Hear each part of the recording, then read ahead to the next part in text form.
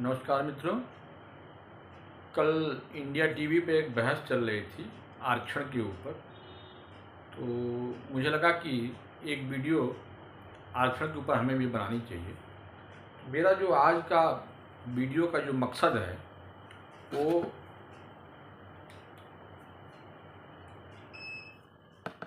इतना है कि आरक्षण क्यों दी जाए, कैसे दी जाए और किस आधार पर दिया जाए। यही 3 बिंदु आज हमारे इस वीडियो के हैं। थोड़ा सा अगर हम संविधान की बात कर लें तो हमारे संविधान में अनुच्छेद 16 उपबंध 4 में ये व्यवस्था दी गई है कि सरकारें, राज्य सरकारें अगर उनको लगता है कि सामाजिक, शैक्षणिक, आर्थिक के आधार पर जो पिछड़े वर्ग के लोग हैं उनका अगर प्रतिनिधित्व नहीं अगर है सरकारी नौकरियों में, तो उनको ऐसे नौकरियों में जो है आरक्षण का लाभ मिलना चाहिए, आरक्षण दिया जाना चाहिए।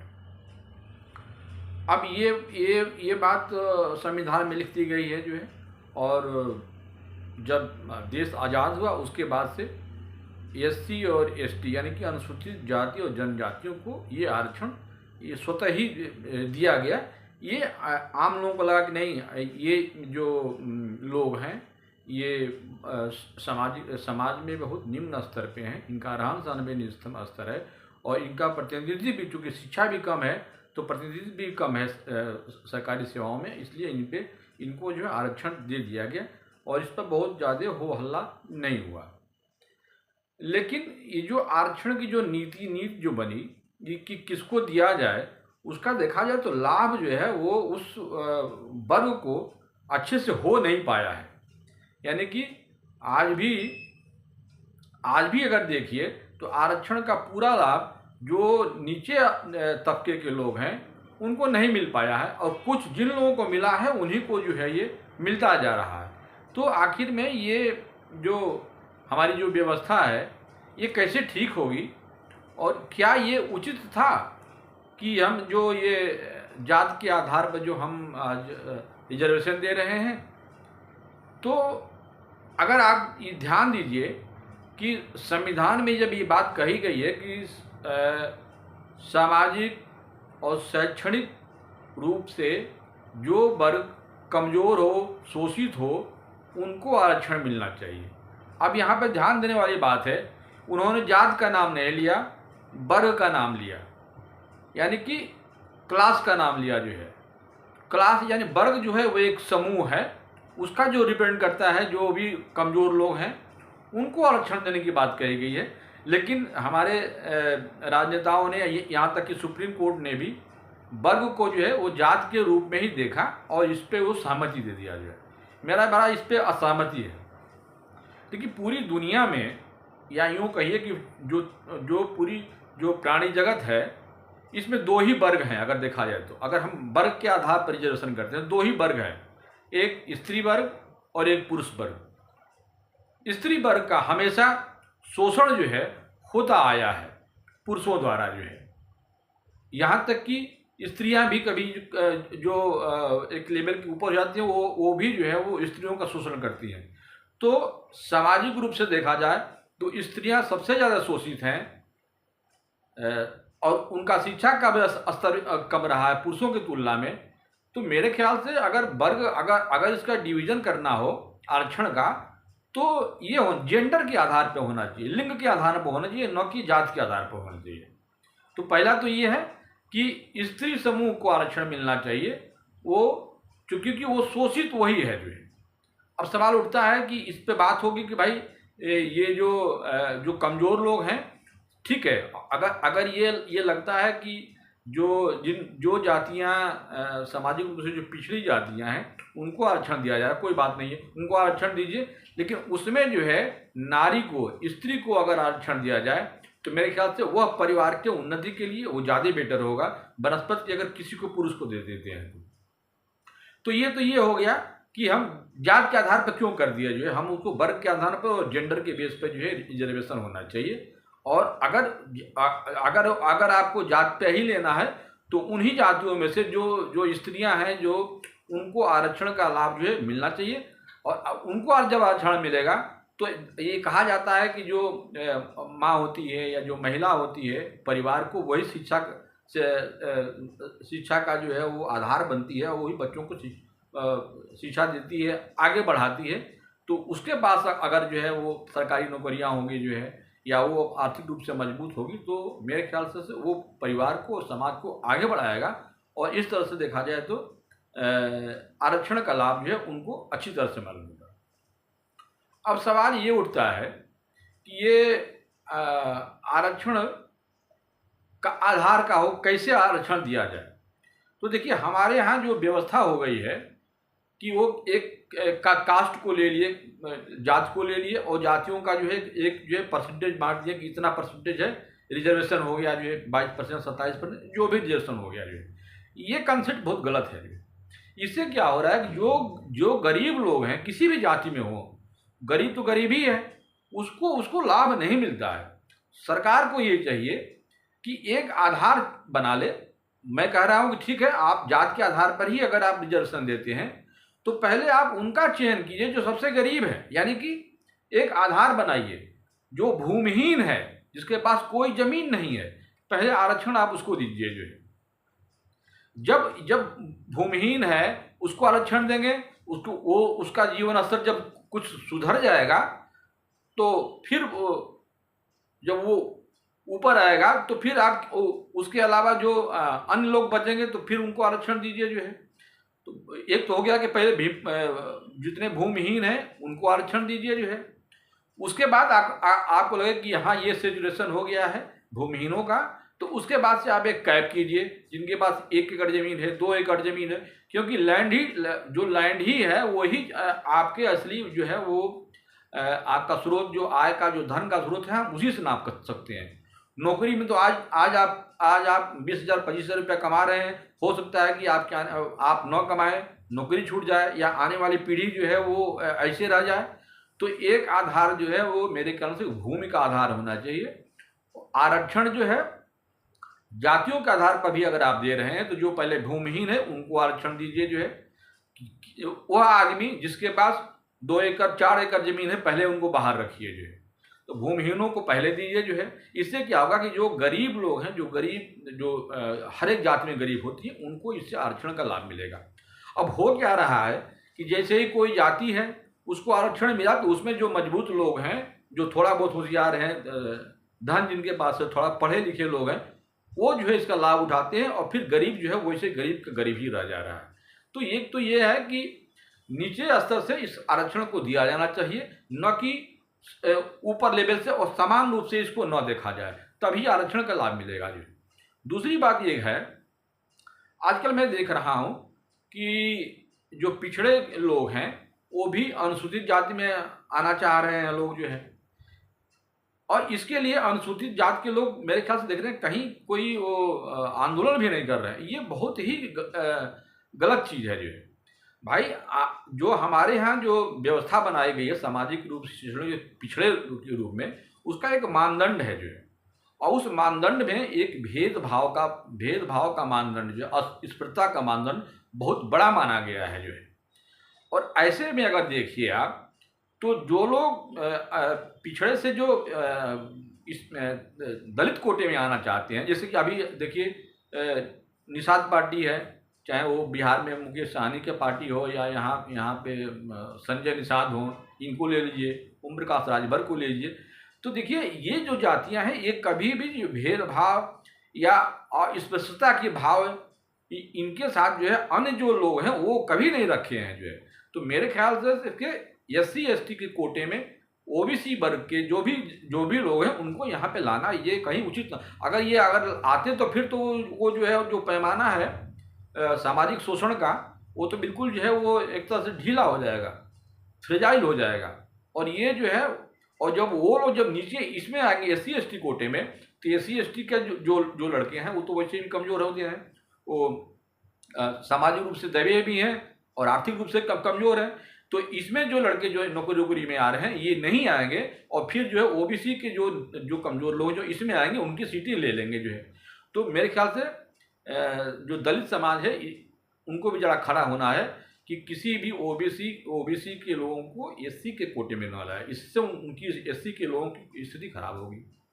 और दूसरी बात है कि आरक्षण जब आप देते हैं तो भाई आरक्षण आपकी व्यवस्था अगर अच्छी है तो फिर तो आदमी का जो है सम्मान बढ़ना चाहिए, आदमी की आय बढ़नी चाहिए, आदमी की व्यवस्था बढ़नी चाहिए, सामाजिक जो परिस्थिति है वो बढ़नी चाहिए।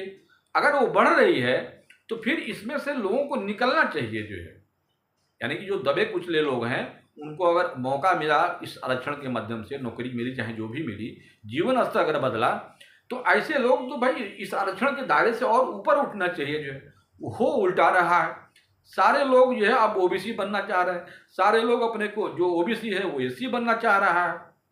ये एक बीमारी लग गई है। तो हमारे कहने का मतलब ये है कि एक जो है सरकार को भी और मेरे ख्याल से न्यायालय को भी ये बात सोचना चाहिए अगर कोई केस जाता है तो कि ओबीसी में जो भी मजबूत लोग हैं वो कोई भी हो, उनको इस ओबीसी की लिस्ट से बाहर करना चाहिए, ताकि जब ये बाहर जाएंगे तो ओबीसी में का जो निचला तबका है वो थोड़ा सा ऊपर आएगा, नहीं तो नीचे का नीचे रह जा रहा है। तो ये पूरा का पूरा जो आरक्षण की जो हमारी व्यवस्था है एकदम ढीला है। और सच में कहिए तो एक तरह से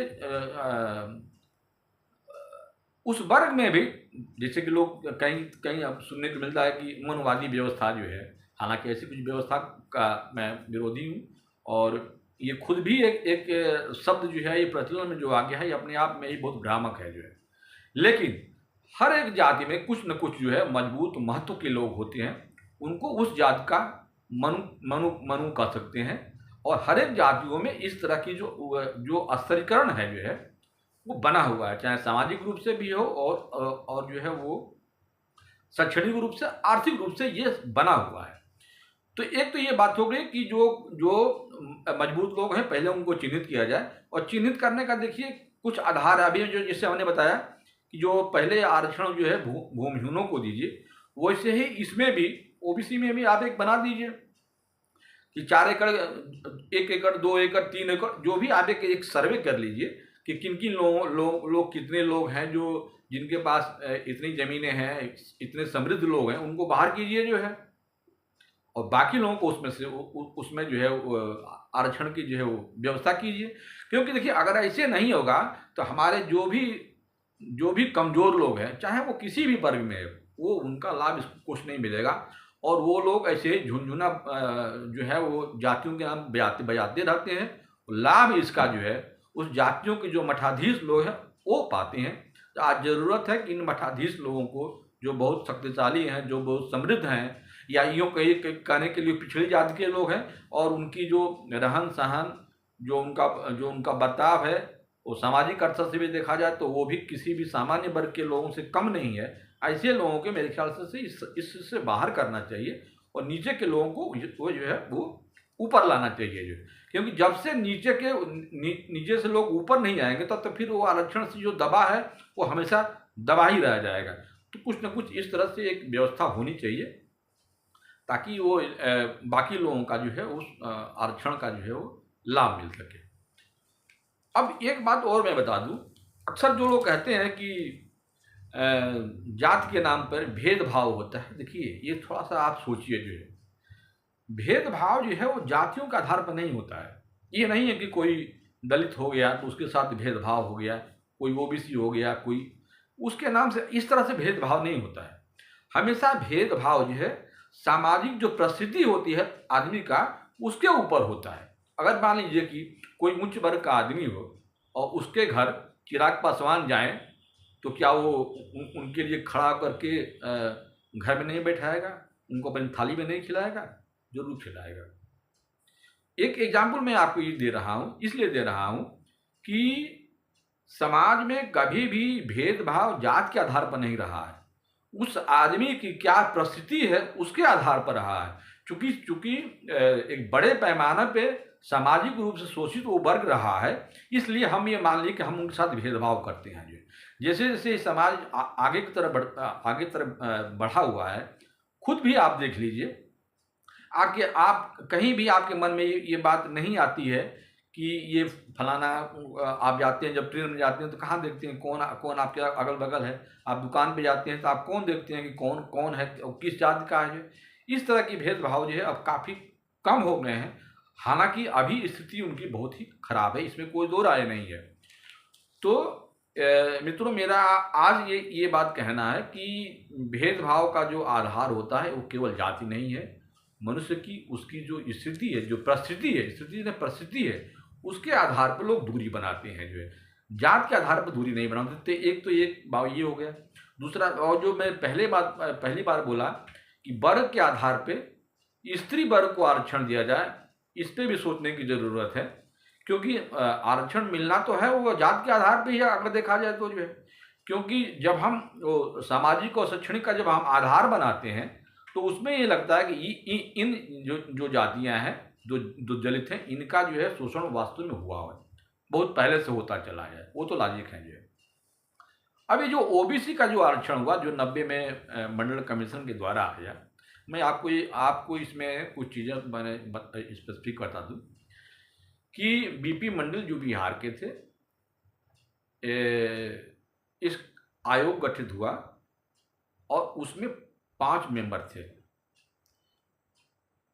जो एक मेंबर जो थे वो एक दलित थे, उनका नाम था LR नायक। नाम याद कर लीजिए, LR नायक। जब ये कमीशन जो अपनी रिपोर्ट दे रही थी और उनसे जब सिग्नेचर करने के लिए गया तो उन्होंने हस्ताक्षर करने से मना कर दिया और ये कहा कि अगर इस आधार पर आरक्षण दिया जाएगा तो मेरे ख्याल से एक और अभिजात वर्ग तैयार हो जाएगा और ये बहुत जो है वो नुकसान करेगा। हम जिस समाज को बचाना चाह रहे हैं उसका और शोषण होगा। और उसने उस रिपोर्ट पर साइन करने से मना कर दिया जो है। अब उसका आधार क्या था जो है, जब बीपी मंडल की अध्यक्षता में जब ये कमेटी गठित की गई तो उसमें कुल 3 जो है वो आधार लिए गए। एक सामाजिक आधार, शैक्षणिक आधार, आर्थिक आधार।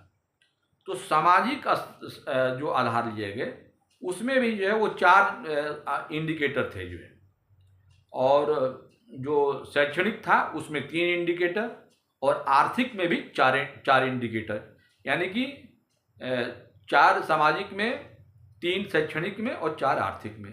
और जो 4 जो इंडिकेटर लिए गए थे सामाजिक में जो है कि सामाजिक स्थिति क्या क्या होनी चाहिए, किन किन लोगों के, उनको इस श्रेणी में रखा जाएगा। तो उसमें जो है एक इंडिकेटर पे 3 नंबर दिए गए, यानी कि अगर 4 इंडिकेटर थे तो सामाजिक स्तर पे 12 अंक दिए गए। फिर शैक्षणिक स्तर पे जो है वो 2 नंबर दिए गए, तो 3 थे तो 2 तिहाई 6 नंबर हो गए, तो 12 6 18। और आर्थिक जो इंडिकेटर थे उसमें 4 पॉइंट थे, एक नंबर थे उनके जो है, तो 4, यानी कि कुल 22 इंडिकेटर बनाए गए। और 22 में ये कहा गया कि 50% जो लोग भी इसके कैटेगरी में आते हैं, यानी कि 11 इंडिकेटर जिस पे लागू होता है, वो सभी के सभी लोग जो है आरक्षण की श्रेणी में आएंगे। अब आप ये जान लीजिए कि सामाजिक जो दायरा था, इसमें हमने बताया कि 4 इंडिकेटर, उसमें क्या क्या था। उसमें ये था कि कौन से आदमी हैं जो किसी कुएं पर पानी पीने जाने से उनको मना किया जाता है, कितनी दूरी से कोई पानी लेता है, कितने भेदभाव उनके साथ किया जाता है। इस तरह से वो उसमें जो है 4 कैटेगरी किए गए। वैसे ही शिक्षा के स्तर पर भी कि कितने लोग हैं जो स्कूल नहीं गए हैं, कितने हैं जो प्राइमरी तक ही गए, कितने गए जो प्राइमरी गए वहीं से छोड़ दिए, एक इंडिकेटर। और पूरा राष्ट्रीय स्तर पर जो हमारा है और यहाँ पे उस क्षेत्र में क्या है उसकी तुलना करके जो है वो हम शैक्षणिक आधार निकाले। और फिर आर्थिक आधार पर जब निकला तो ये देखा गया कि कौन आदमी पक्के में रहता है, कच्चे घर में रहता है, झोपड़ी में रहता है। इस तरह के इंडिकेटर बनाए गए और उस पर जो है, और बाद में जब देखा गया कि ये जब रिपोर्ट लागू हो रही थी तो लास्ट में लगा कि ये बहुत कठिन है। और उसके बाद से इन्होंने वो फिर जो है वो सब जातियों के आधार पर कर दिया। ये गणना ठीक से नहीं हो पा रही थी और इसीलिए LR नायक ने उस रिपोर्ट पर साइन करने से इसलिए मना कर दिया गया। यह जो है जो हम जात के आधार पर जो हम आरक्षण कर रहे हैं, एक तरह से देखा जाए तो यह एक जातीय विषमता पैदा करेगी और जातियों के अंदर भी उपजातियाँ होंगी या जो मजबूत लोग होंगे फिर इस आरक्षण को अपने अंदर ले लेंगे और नीचे स्तर का शोषण होगा, इसलिए उसने रिजाइन कर दिया जाए। तो मित्रों, आज मेरे आरक्षण पे इतनी सब बातें इसलिए थी आपको अपने विचार आपको बताऊं। और अगर ये वीडियो अच्छा लगता है तो मैं एक जो है वीडियो अगला जो वीडियो होगा इस पे मैं बताऊंगा कि आरक्षण जो है वो वास्तव में कितना ज़रूरी था, कब तक चाहिए, और जो अब तक जो वंचित हैं वो क्यों वंचित रह गए और जो शोषित हैं वो क्यों शोषण उनका और हो रहा है। तो अगर वीडियो मेरा अच्छा लगता है तो मेरे चैनल को सब्सक्राइब कीजिए, बेल आइकन दबाइए ताकि अगला वीडियो आप तक पहुंचे। और तब तक के लिए मुझे इजाज़त दीजिए। नमस्कार।